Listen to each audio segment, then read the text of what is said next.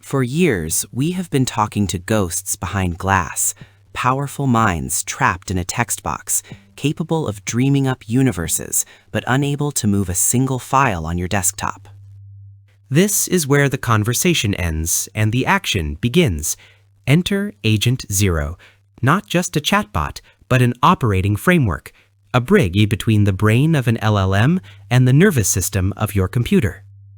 It is model agnostic. It doesn't care if you use GPT-4, Claude, or a local llama model. It treats intelligence as a swappable cartridge, powering a persistent engine of execution.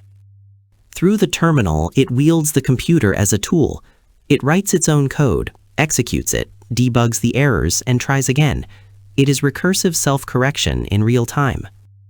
Imagine asking your computer to research the history of quantum computing and write a report, and instead of giving you a summary, it opens the browser, navigates to Wikipedia, scrapes the data, creates a PDF, and saves it to your desktop, autonomously.